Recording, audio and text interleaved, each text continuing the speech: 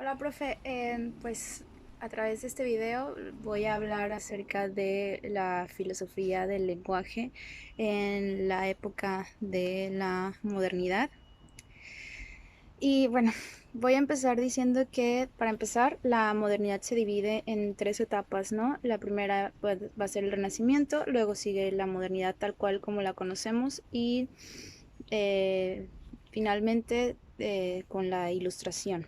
Bueno, el Renacimiento tiene la característica de la ruptura con la filosofía medieval, principalmente en función a la filosofía del lenguaje. Eh, Se distingue principalmente porque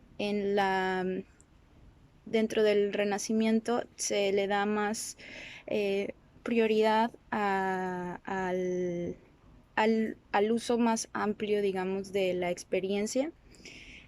No tanto de la razón, porque en ese sentido los medievales eran muchísimo más racionalistas por el hecho de que pues eran más lógicos, ¿no? En el sentido de la lógica formal. Entonces, pues la filosofía se hace más científica, se le da mucho más importancia a la matemática, porque en ese momento estaba de moda Galileo, que es quien introduce la física con la matemática, así nace la físico-matemática. Y pues bueno, en este sentido adopta como un sesgo más gramatical y entonces filológico. Es entonces aquí donde renace la filología, porque hay una preferencia por la gramática y la retórica. En este sentido, pues se aleja muchísimo de la lógica, que era lo que caracterizaba a los estudios medievales. Eh, en este sentido, pues entonces también se podría decir que otra de las características de la filosofía del Renacimiento eh, es que hay una búsqueda eh, de los orígenes del lenguaje y de las estructuras lingüísticas, ¿no? La obra más influyente de esta época es de el famosísimo El Brocense, que es Francisco Sánchez de las Brosas. Y pues aunque se centra más bien en el idioma latino, sí trata de sacar las consecuencias para toda lengua y sostiene que solo se basa en la razón.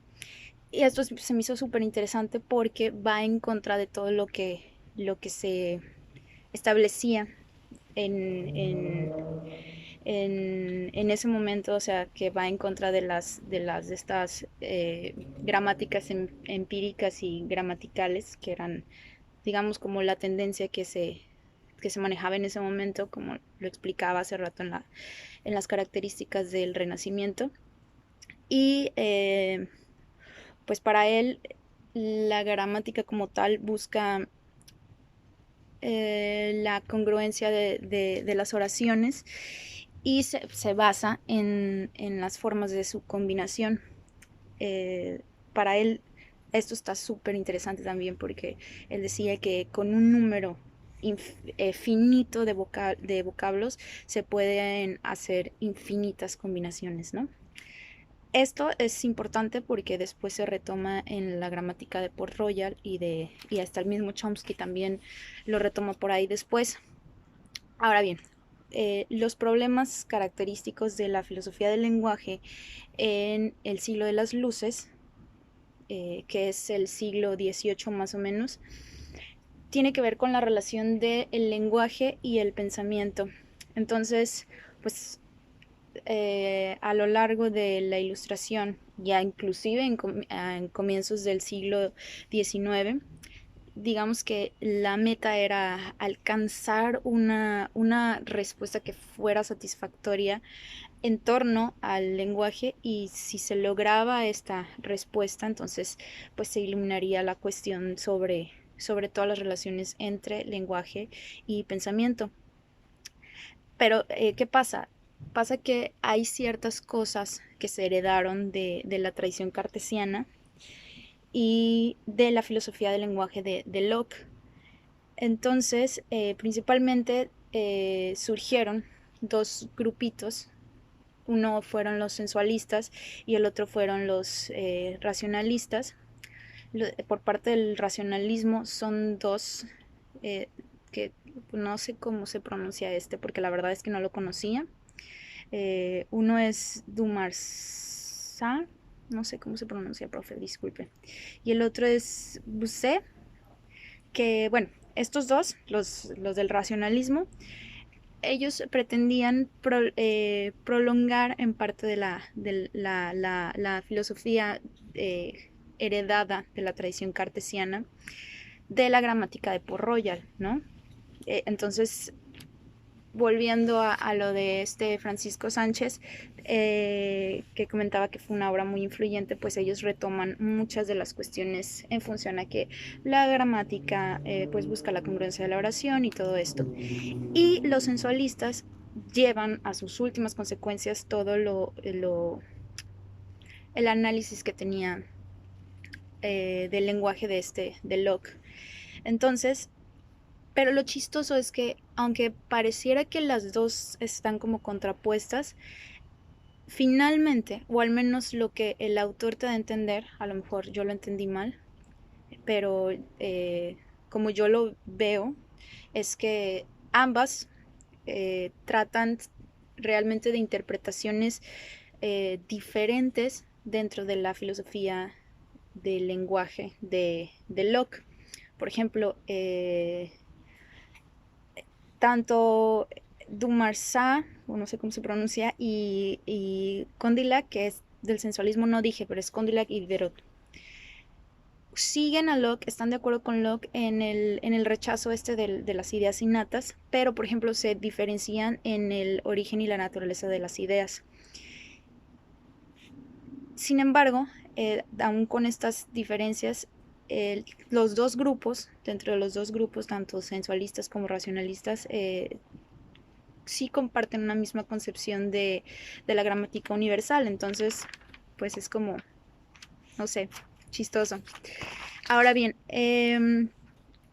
a mí se me hizo prudente, bueno, más bien porque se me hizo bastante interesante todo lo que tiene que ver ya ahora realmente con el lenguaje y el pensamiento de Condillac, que era sensualista, porque expone de manera pues muy concisa y muy penetrante la interpretación, o más bien no la interpretación, sino la manera de relacionar las investigaciones filosóficas con las lingüísticas. Entonces, para él había como una interdependencia mutua entre lenguaje y pensamiento, que por ejemplo en Locke la realidad lingüística era pues como un reflejo mental y este reflejo mental se concebía para él como de manera estática, ¿no? Entonces, en ese sentido el lenguaje pues era considerado como un instrumento que sí remediaba las limitaciones de la memoria, pero por ejemplo en Condillac él insiste que el lenguaje tiene un papel activo en el desarrollo del pensamiento individual, y no nada más individual, sino también en el progreso colectivo, y en ese sentido es cuando él dice que también hay como una evolución, pero luego voy a hablar de eso. Entonces, bueno, este tipo sitúa el problema lockeano del origen de las ideas en una dimensión evolutiva, que era lo que decía ahorita, ¿no? Entonces, para él, el progreso de la humanidad o del individuo no es nada más como algo que se acumula, como el cochambre que se acumula después así como de manera muy mecánica en función al conocimiento humano, sino que es como un desarrollo eh, en la manera en la que conseguimos el conocimiento. Es, es una, ¿cómo decirlo? Es una evolución en función a la facultad pues de pensar, definitivamente. Entonces, en este sentido, pues la razón no es como un producto acabado, ¿no? Sino que, como lo pensó, como lo decía el, como lo proponían los cartesianos, estos ortodoxos, ¿no? Sino que es una capacidad que se puede ir perfeccionando. Entonces, en este proceso evolutivo, el lenguaje juega un papel importantísimo, eh, porque para él ya decía que realmente el pensamiento consistía en la conexión de ideas, y para que esto pase es imposible sin la utilización de signos. Entonces, a partir de nosotros tenemos impresiones, ¿no? A partir de estas impresiones se construye el resto de los procesos cognitivos, y entonces es donde entra el lenguaje, porque es fundamental pues en su análisis, porque dentro de este análisis, digamos que hay una distinción, y entonces después de la distinción, en automático hay una comparación, ¿no? En el momento de que se comparan como estas ideas, entonces está implícito un juicio en función a las similitudes y las diferencias que está lingüísticamente articulado. Entonces, el razonamiento, esto se me hizo súper interesante. El razonamiento es el encadenamiento regulado de los juicios. Y no sé, a lo mejor está súper burdo mi ejemplo, pero me hizo pensar como en los niños. Cuando le están, entonces, cuando la mamá, cuando la maestra les está tratando de explicar eh, cuál es una pera y cuál es una manzana, porque pues un niño viene en blanco, ¿no? O sea, tiene impresiones acerca de las cosas, acerca de lo que ve, y entonces le dice, esto es una manzana. ¿Por qué es una manzana y no es una pera? Bueno, porque verás, las manzanas tienen una forma más redonda, las peras pues tienen como el chichoncito arriba, por lo general son verdes, saben diferente. Mira, prueba la pera y compara con el sabor de la manzana. Entonces ahí el niño elabora un juicio, ¿no? Independientemente de lo que se le diga que es, a través de la experiencia, ahí sí entra la experiencia, lo prueba, y él mismo compara, y entonces aprende. Entonces ahí ya está, se da como la evolución, ¿no? Ah, ok, ya en su cabeza ya está, eh, ¿cómo se dice? Ya puede saber por medio de estas comparaciones que hace, cuál entonces es una manzana y cuál es una pera. Entonces, pues concluyo con eso, porque al final de cuentas esta tesis rompe completamente con la tradición cartesiana, y también con lo cartesiano que tenía la teoría de John Locke.